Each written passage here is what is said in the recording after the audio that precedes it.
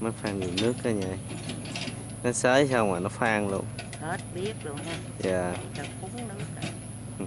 Hai bên dẹp.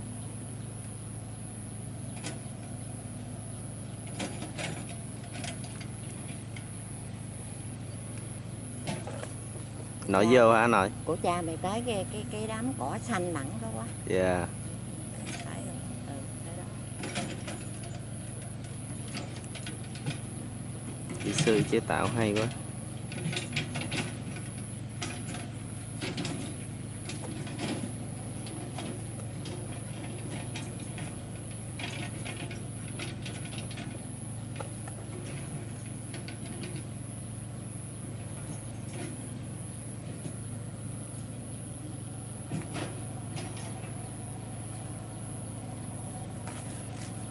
Sáng trưa ăn cơm hả con? Dạ chưa nội. Con mới dậy tí à.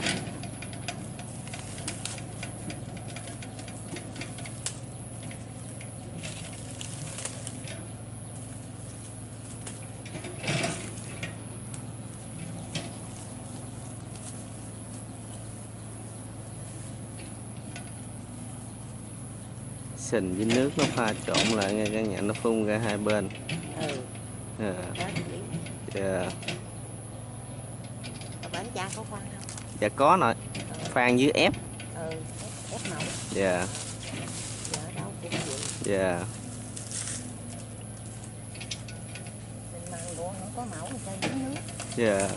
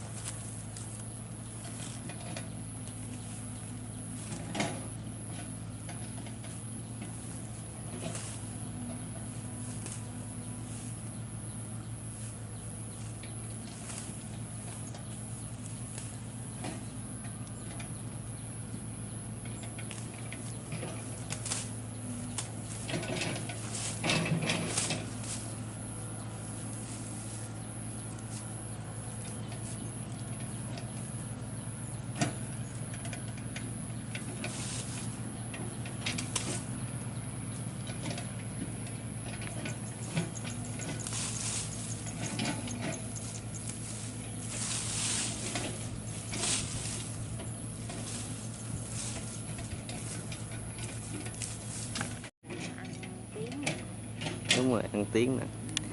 Tối cha nói tiếng đâu 400 mấy vậy. Mấy phan đường nước cả nhà. Giờ chơi tiện lợi quá. Ai đâu ở đó lấy tay bư bư đất rồi vét nè. Dạ. Phan xịn qua hai bên.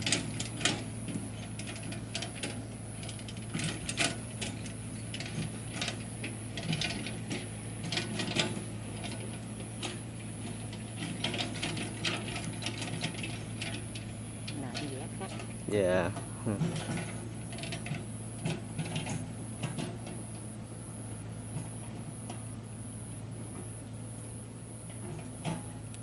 Giờ làm máy móc không chứ. Trời ơi, cái gì cũng máy hết trơn. Dân công rồi nữa đâu có nữa.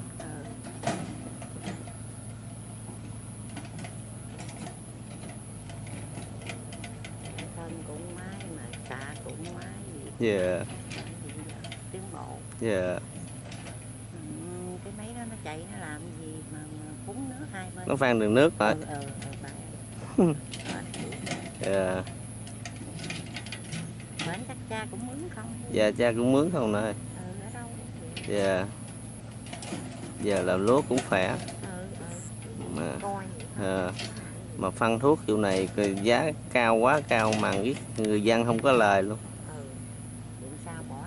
Dạ. Lúa thì không có giá mà phân thuốc thì nó mắc hơn gì nữa.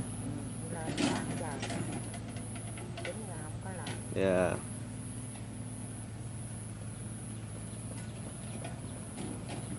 Ở đây rồi con không có bằng ruộng rồi làm gì. Đúng rồi.